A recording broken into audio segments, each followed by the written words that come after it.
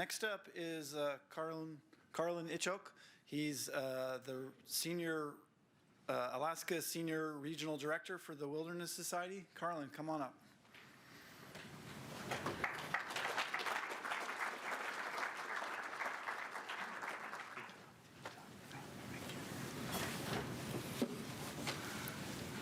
Good morning. Can you hear me okay? They picked the quietest guy in the office to give the welcome speech. Plus, I got new glasses and found I really can't read this. So you're in luck. It's going to be short. Good morning and welcome. We acknowledge that we're on the unceded territory of the Dena'ina people. And we thank the Dena'ina people for allowing us to be here this morning. It's my honor and privilege to welcome you all to the joint meeting of the North American Caribou Workshop and Arctic Ungulate Conference.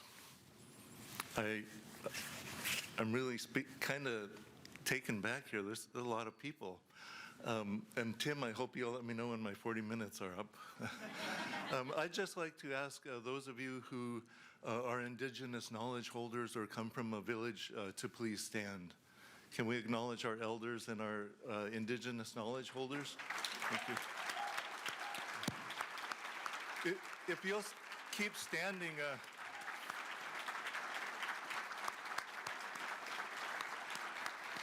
Jack, that includes you.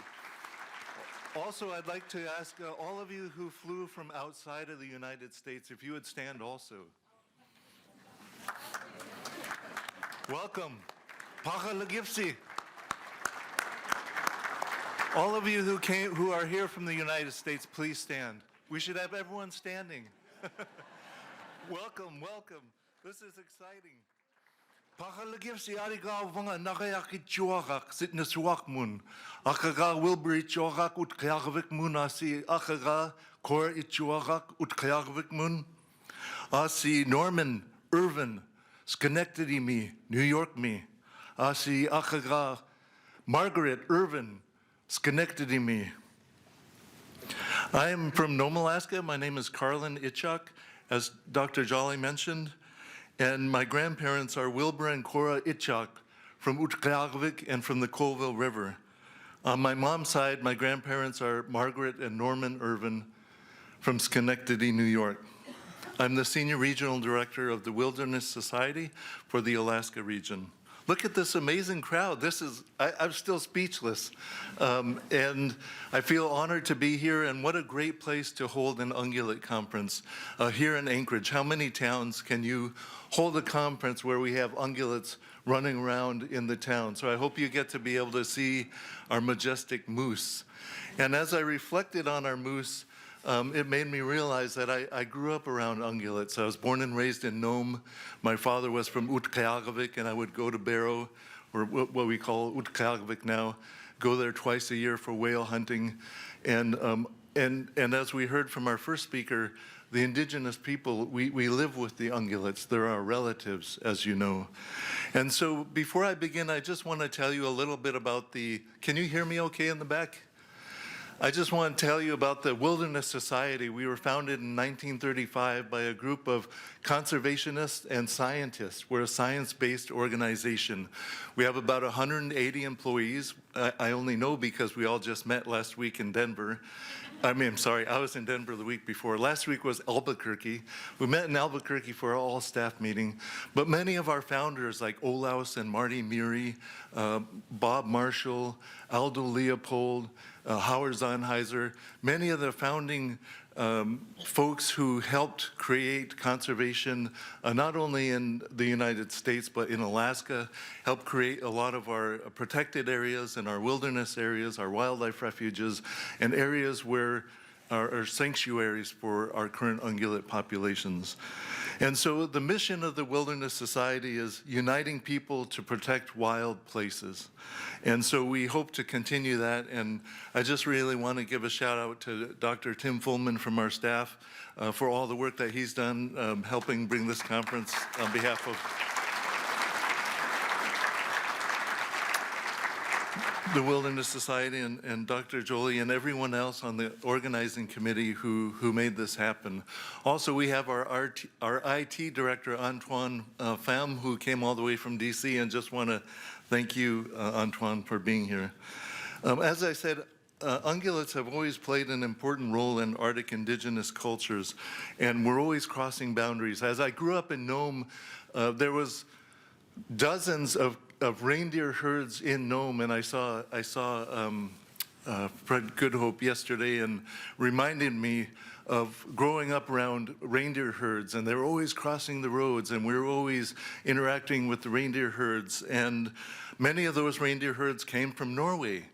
They crossed boundaries and came from Norway, and a lot of the Sami from Norway came over and taught our people how to live with the reindeer and some reindeer husbandry practices. And as you know, they're important for food and clothing and nutrition.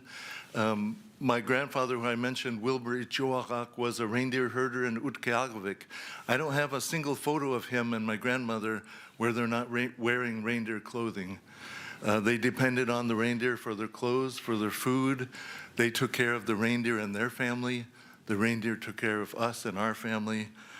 Muskox, we have a lot of muskox in Nome. I don't know if you've been there, but you might say it's an infestation. I know some people who have dogs say it is, but they're all over the place. And when I was a young man and I was driving my snow machine from Nome to Shishmaref, 168 miles, I remember driving on the clear snow. It was just flat as can be and bright as can be, and there was this dark, looked like a mountain way over there, and then all of a sudden it just disappeared.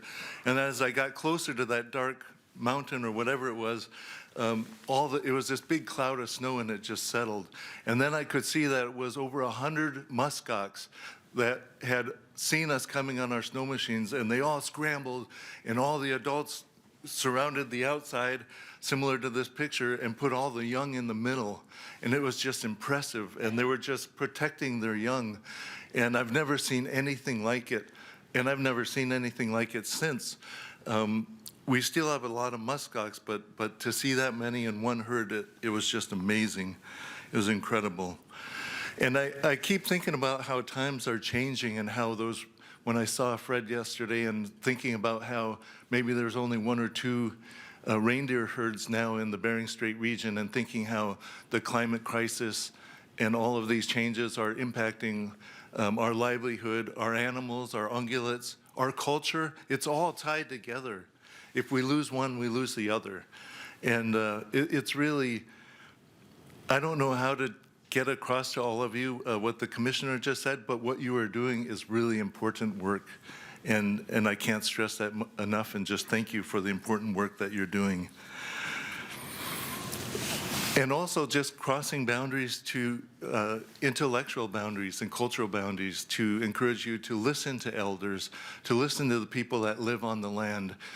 When I listened to Robert Thompson from Kaktovik talking about the rain on snow events and how now the caribou are eating ice shards and dying by the hundreds, how I meet with elders from Utqiagvik and they're talking about unknown mortality events, and how we go from community to community, or even into the Arctic Refuge or anywhere in the Arctic, and we see how the Arctic is warming 4 times that of anywhere else, and the adverse cumulative environmental impacts that's having on the habitat of the ungulates, and the permafrost degradation and the impact that's having on our people, and having over 40 villages contemplating forced removal because of the climate crisis. And we're seeing how this is impacting the caribou and all of the other animals with the botfly infestation.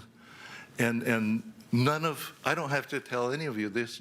I'm here to listen, to learn from you, but I also want you to be open to learn and to listen to the indigenous people, and to incorporate Western science with our traditional indigenous knowledge. We need to weave together science and traditional indigenous knowledge. We're doing it, but we can do better. I know it's not easy to incorporate something we don't truly understand or fully understand, but our people are scientists too. All we do is observe, experiment, and test theories. We call it adaptation. Our people have survived in the Arctic by adapting. I grew up in Nome, and I already mentioned that, but I love Nome, so I'll tell you 5 more times. I grew up in Nome, and I remember going to Larry Davis's reindeer herd, his corral out at mile 13. And we would be there, and everybody would be in their Carhartts and bloody and reindeer hair all over you and getting in the mud. And one time I was there, and I saw Larry brought in this group of 5 businessmen from South Korea, and they were wearing the most beautiful suits I have ever seen. They were with ties and everything.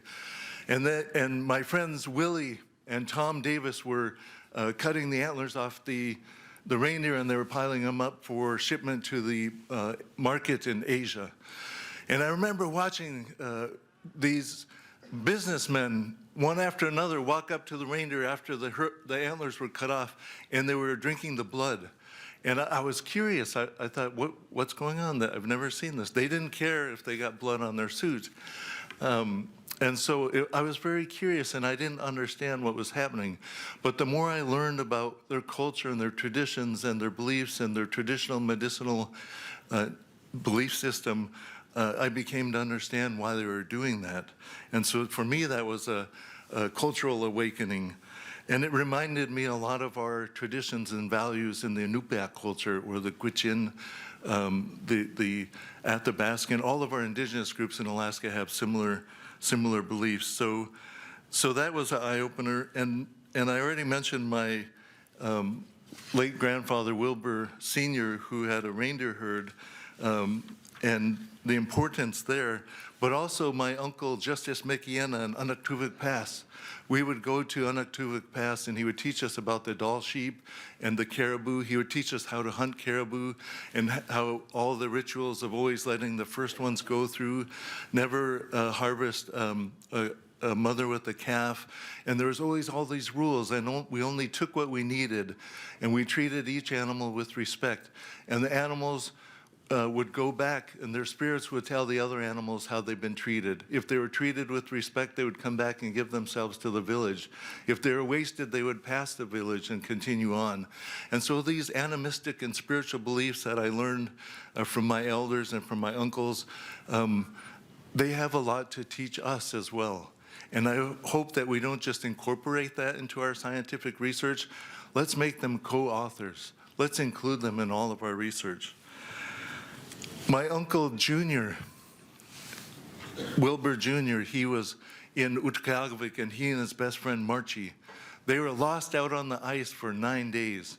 And everyone was looking for them, search and rescue. This is back in the early 90s, I almost said 1900s, but it was late 1900s, early 1990s. And I remember my uncle being found, and everyone asking him, what happened? How did you survive? And he said on the last day when he fell asleep, he thought he was going to die. He fell asleep thinking he would never wake up again.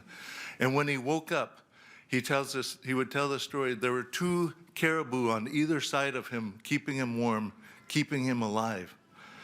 And I never once ever doubted that story. The people on the North Slope never ever questioned the veracity of that story.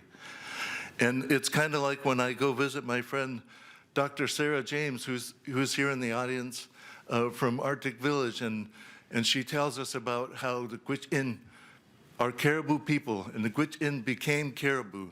And they have a reciprocal responsibility to take care of the caribou, and the caribou will take care of them.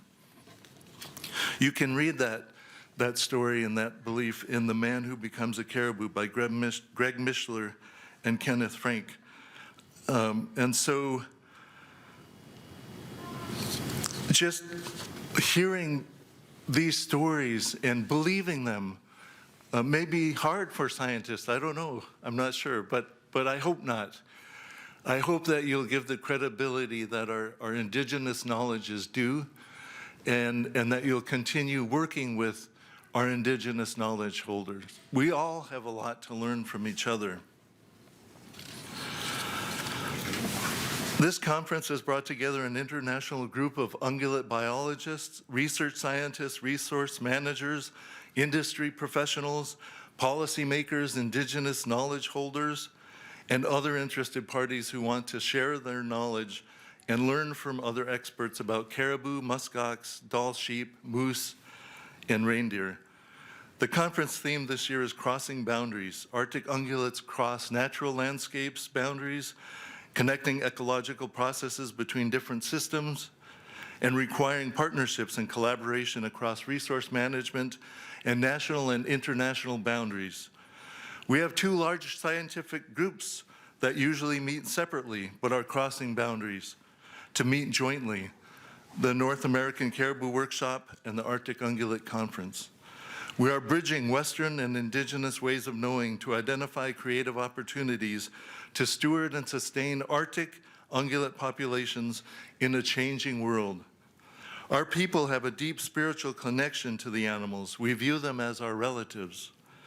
We are all very familiar with boundaries. They could be physical boundaries, naturally occurring barrier between two places like rivers, oceans, mountain ranges, boreal forests, valleys, whether human-made, invisible, or natural. Boundaries are all around us, and if we work together and build relationships and partnerships, we can build bridges and weave together Western and Indigenous knowledge. As we gather over the next few days, I encourage us to think together, to innovate, to listen, to learn, to be open to unlearning, to stay curious, to be open to new ideas, beliefs, and worldviews. This convening is an opportunity to think big together. It's a time to learn. It's a time to lean in as individuals and to step up collectively. Continuing to work together will allow us to identify obstacles to research, jointly explore common goals and needs, continue to build trust, and discover how to bridge Western science with traditional Indigenous knowledge. I wish you all an enjoyable and fruitful conference, and on behalf of the Wilderness Society and all of the co-sponsors, we welcome you to the joint meeting of the North American Caribou Workshop and Arctic Ungulate Conference. Kuyanakpak. Thank you. Don Russell and Ann Gunn. Don was responsible for helping organize the first North American Caribou Workshop back in 1983, which was held in Whitehorse. Judging by the look of him, he must have been 12 or 13 at the time. He's holding up pretty well. Ann also holding up fantastically well. Does not need an introduction, but she is an icon of the Arctic, one of the great caribou biologists of all time, and just a wonderful person and an inspiration to me. I'm very happy to have her here, and I'm going to be quick because she has a lot to tell us about the status of caribou. So welcome Ann Gunn, please.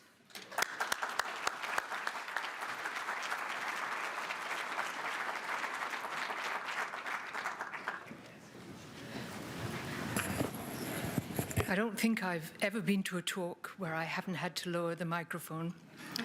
I'm really glad to see everyone. Actually, looking at you, I realize that 3 years of Zoom meetings is not a good preparation for this meeting, but I'll do my best.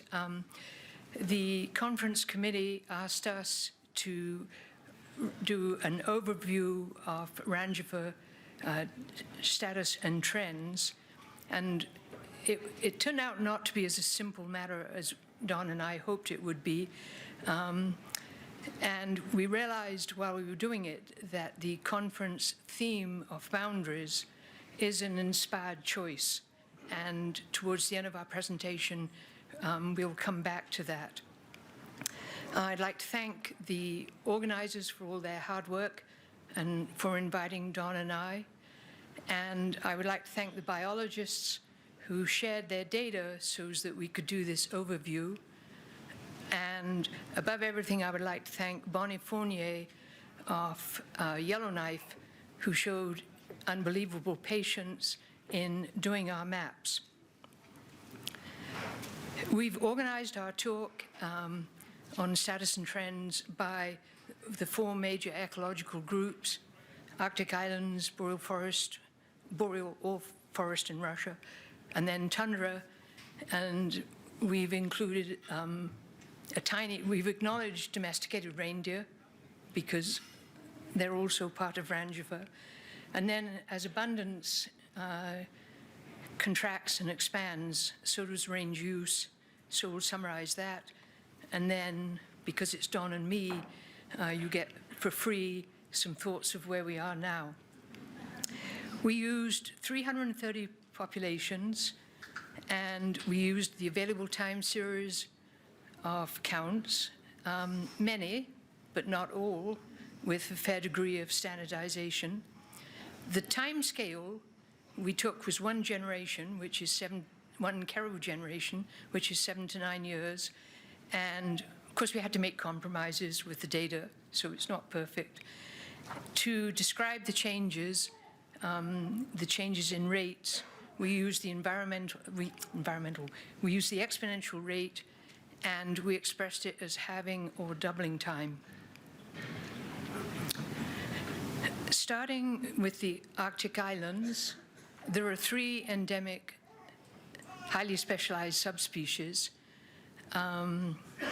Starting with the Russian subspecies, which is on the long, thin island of Nova Zemlya, there's a few hundred, and there is uncertainty in the trends of those animals. Russia has 11 other Arctic islands and archipelagos, and they are mostly populated by the continental species, both the tundra and also by domesticated reindeer. Turning to Svalbard, Svalbard's I always find it surprisingly large island. It's over 6,000 square kilometers, but it is mostly ice sheets. Only 16% of the land surface is vegetated, and the green areas are where the Svalbard reindeer are increasing, and the orange is where their current trend is stable.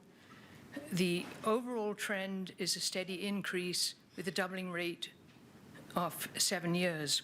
And it's a continuation of a long-term increase since hunting there was considerable overhunting in the early 1900s, and then with protection. And at this stage, the wild reindeer have colonized all the available vegetation. For Peary caribou on Canada's high Arctic islands, it's a little more complicated because there's more islands. They're divided into 4 regions. The northeast in the top is the shaded gray because we shaded them as unknown because the survey information is not sufficiently up to date to determine a trend.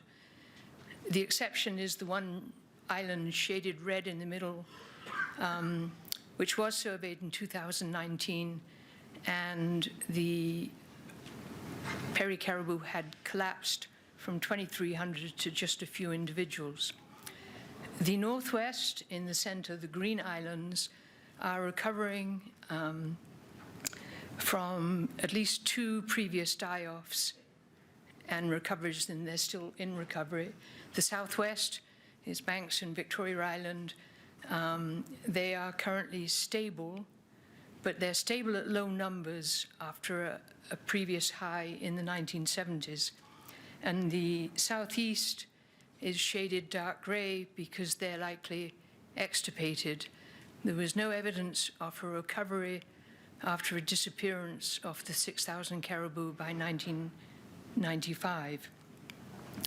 The large red island in the middle, Dolphin and Union, they're kind of like an oversized Peary caribou. They're a particular type.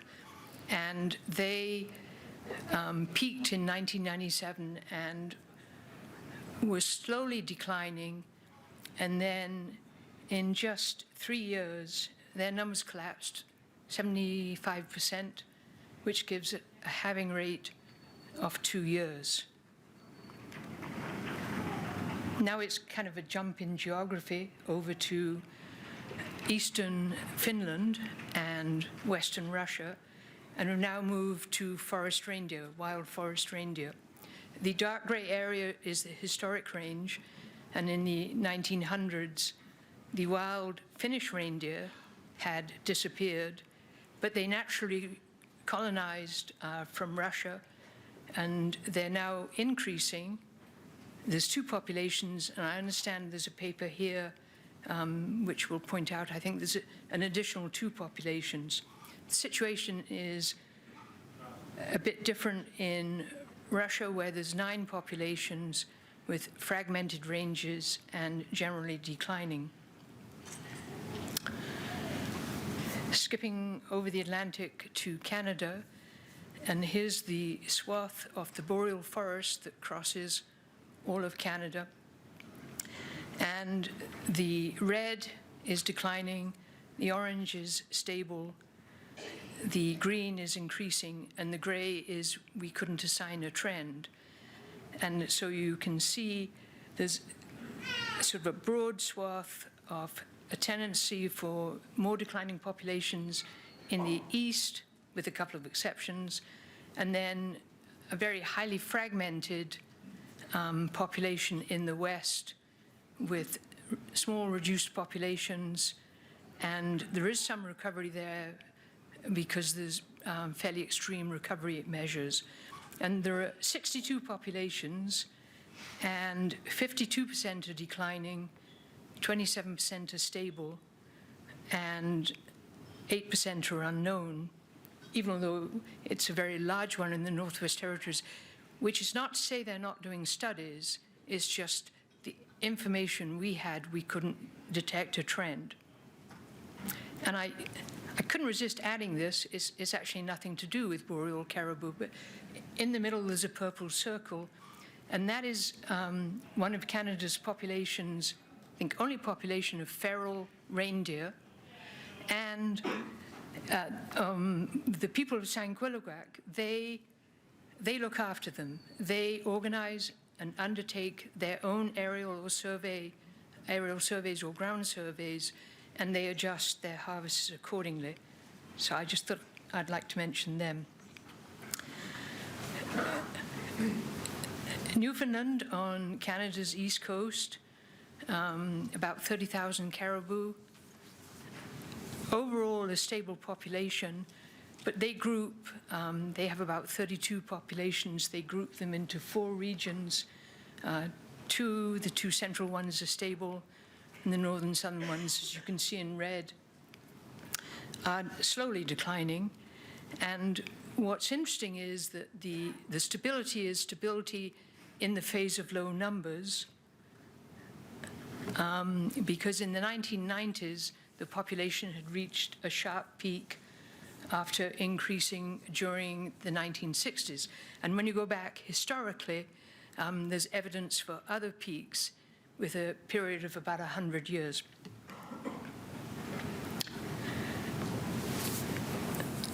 Okay, within the green line, we're now back into eastern Russia, and apologies for skipping around a bit, but we've now moved to mountain wild reindeer, and the Russians term their mountain reindeer as also forest, I guess because they go to the forest in the valleys. And enclosed in the green line are their populations.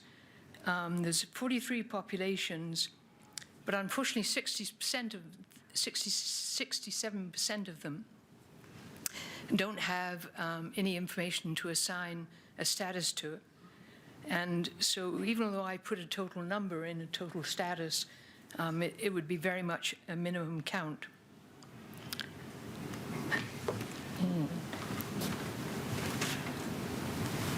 It's not that I need a drink to talk about Alaska, but closer to home here,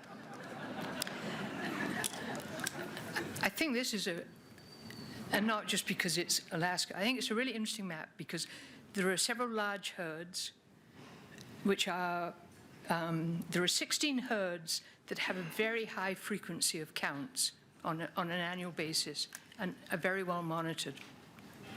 And 4 of them, actually 10, including the small ones, are declining. And then there's the herds on the South Peninsula that are increasing. But the interesting thing is the number of smaller herds that are shaded in gray, because we don't know, blame Don. Don and I couldn't figure out how to assign a status because there were relatively few surveys. And what's interesting about those herds is that many of them maintain their identity when they're overrun by the larger herds. And Karen Mega, the geneticist, she had a great line about how they're islands of adaptability. And I thought it was a great way of describing them. We tend to focus on our own herds all the time, and we don't always step back, even within a region, and look back at them. So this is to summarize the 16 herds that have regular counts. And it looks a bit messy, but the white bars are the number of surveys, and a time along the bottom. And the blue line is the relative population size, so scaled to 1, so the big herds don't look like they're more important. And then the yellow line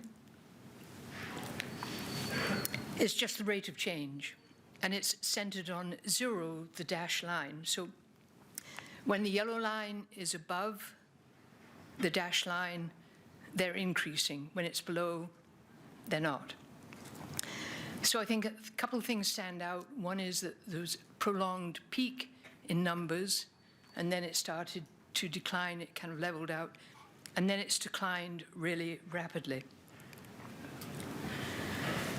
Moving to the sort of neighboring mountain caribou in the Northwest Territories, the Yukon Territories, and British Columbia, there's a very clear pattern here with larger herds in the north and either stable or increasing or unknown because they don't get counted very often. And then as you go south, as to where, of course, there's more resource extraction and more people living, you can see that the herds get increasingly more red and yellow color, indication of that they're in trouble, and much smaller herds, and then the black are the ones that are extirpated. And of the southern herds, 5 are declining and 6 have been extirpated, so it's a more troublesome picture.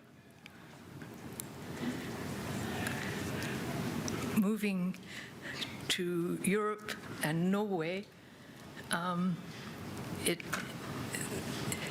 it's a little more complicated to explain this map because I probably put more into it, but the red is the declining herds. There are 24 herds. There are 8 in decline, which are colored red. There are 10 which are stable, and there's 1 extirpated, and then relatively few unknown, only 5. And then what we added was the dark gray, which is the lost migratory pathways. They were historically where the wild reindeer could migrate, and through development and the pressure of people, they've been blocked off. And I think it's kind of a sobering picture. The overall trend is likely stable because there have been 2 herds through management action were reduced in number. And I think there's a later talk on that because it was due to management for chronic wasting disease.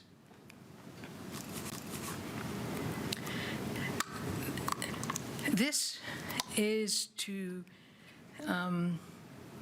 give a nod to our cousins, the domesticated reindeer, and to show what a huge area they use in Russia and Scandinavia.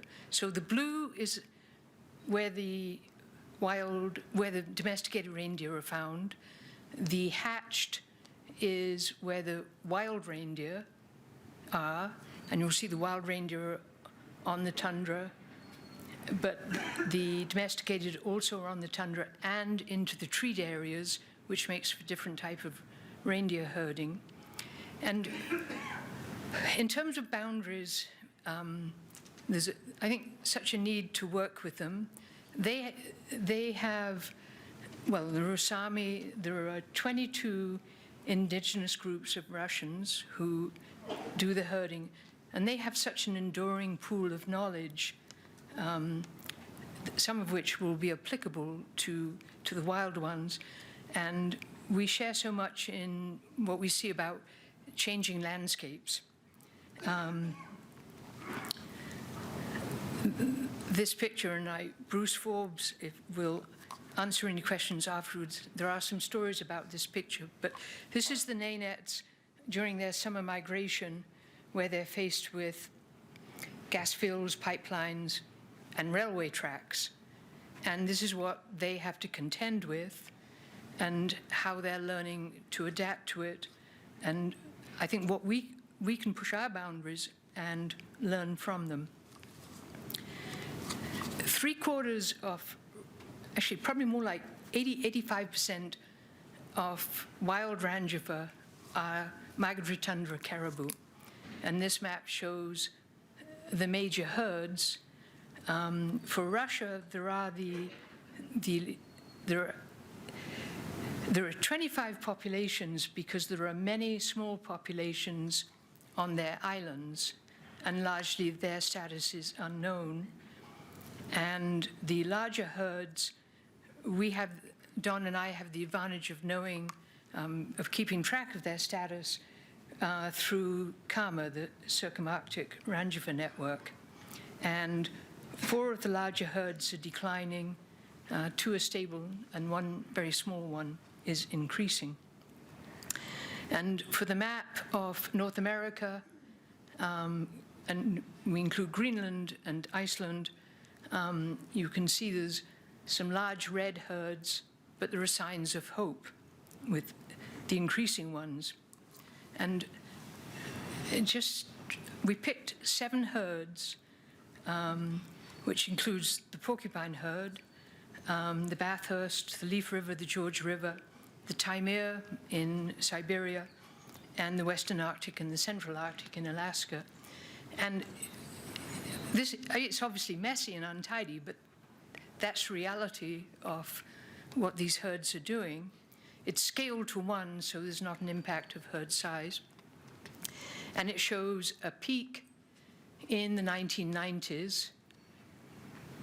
And this is, I think, my chorus line in any talk I've given, except for the porcupine herd. And the porcupine herd is the white line. It peaked. It didn't really have, and I think this is really significant, it didn't have a phase of low numbers. It declined and it started increasing almost straight away, and it still is increasing, where there's a group of herds on the right side of the graph. Only the Central Arctic is increasing over the last 10 years. And then right at the bottom is the George River and the Bathurst herd. And those herds declined approximately 98%. So that graph, the previous one, kind of got us thinking. And so we went back and we looked at the trends over just the last 3 surveys that were done. So it's a variable time period, but it's 3 points. And this graph shows the rate of change, which is centered on 0. So the taller the bars above the line, the slower the rate of increase. The lower the bars below the line, the lower the rate of decline. And we arranged the herds starting in the west with the Western Arctic, then Teshubuk, Central Arctic porcupine herd, of course, Tuck Peninsula, Cape Bathurst, Blue Nose West, Blue Nose East, Bathurst, Beverly, Kamanuriak, Southampton, and then in eastern Canada, Leaf River and George River. And it looks like there's a continental trend in the beginnings of recovery. So maybe there's some hope, maybe we're sort of facing some recent changes. But it's important to remember that all these herds are very much in the phase of very low numbers. And one glass graph, which was similar to the one I showed for Alaska, the white bars are the number of surveys, and you can see not very many surveys to begin with, then it increases as the declines get further and further. And really, the graph, the yellow line for the rate of change, shows that it's kind of been bouncing around in negative territory for the last 30 years as the herd size has steadily gone downwards.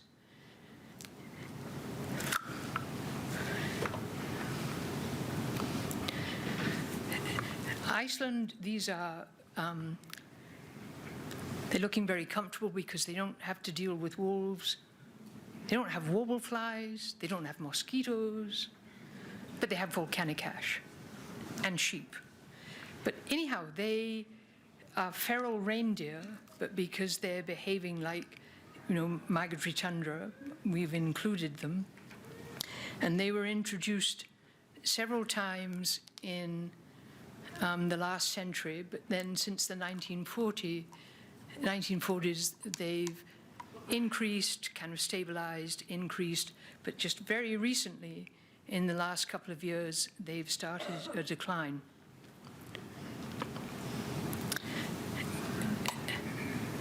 Greenland, Western Greenland, we have information on 12 populations, but 93% of the Greenland caribou are in only 3 herds.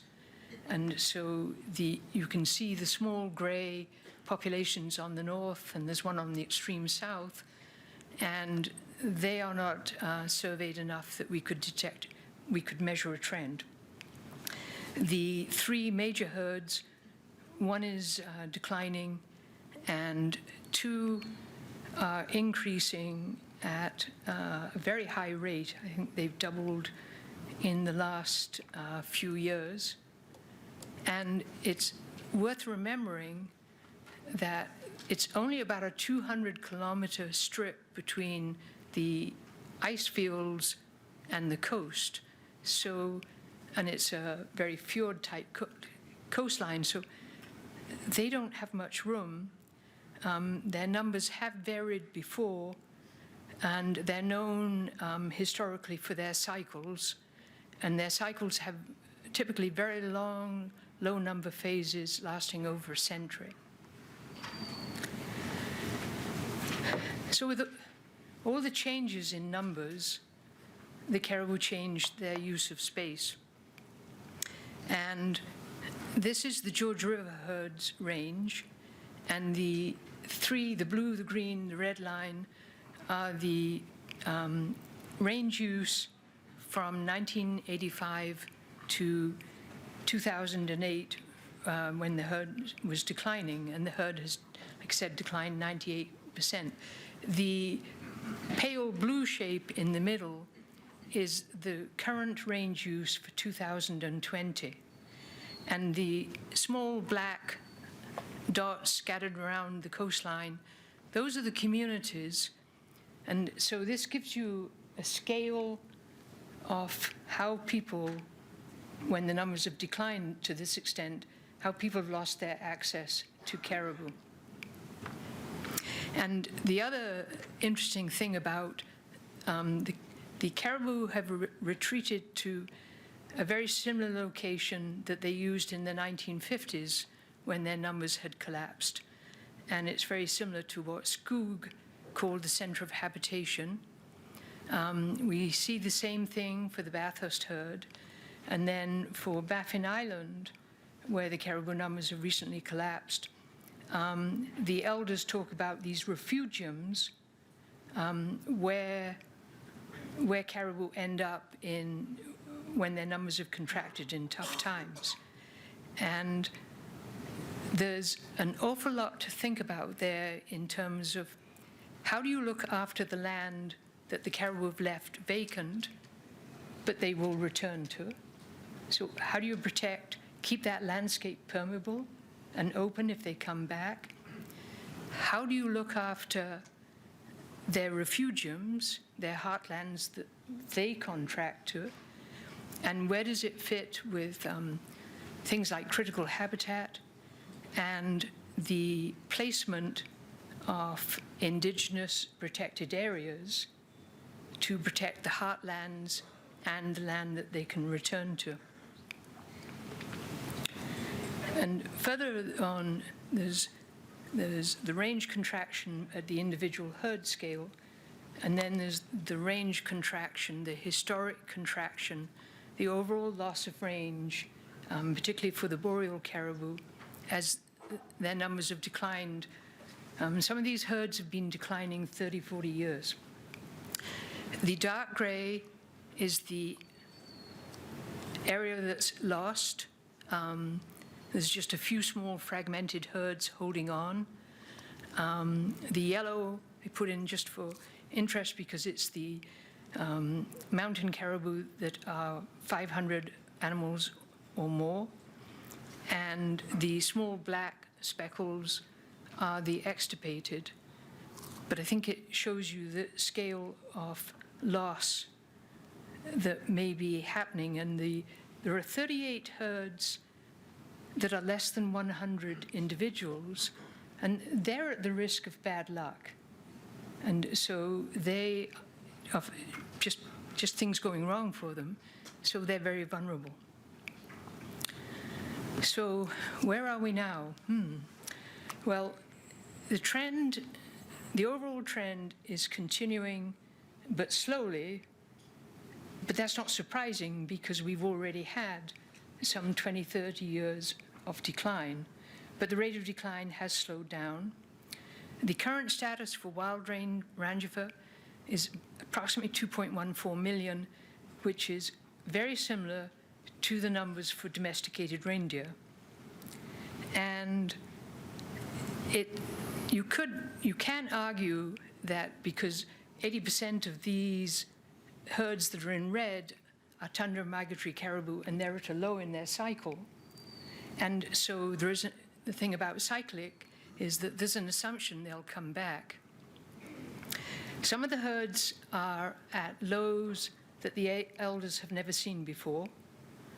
And also, we have climate change as a wild card. And we don't really know how that is going to operate in recovering from low numbers. And I just thought it worthwhile pointing out the herds that we didn't have enough information on to assign a trend. It was relatively low for the Arctic islands and the forest boreal, but for the mountains or interior and the tundra, there's quite a lot more work that needs to be done. And it's an opportunity to really expand our boundaries in how we measure trends. So what didn't Don and I do? The data we used, we relied on changes in herd size and vital rates. We did not use other indicators, and we did not compile all the observations of indigenous people. And another really major thing we didn't include was trends in landscape changes. I'm going to kind of mention them, but even although we know that rangifer is a large-bodied ruminant and depends on access to large areas for its foraging, we didn't track those changes, and I think it is something that would be very useful to do.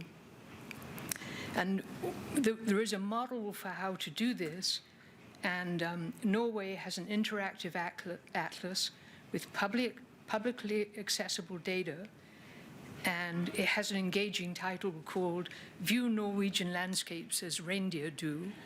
but they have all the data layers that allow you to look at what's happening on the landscape.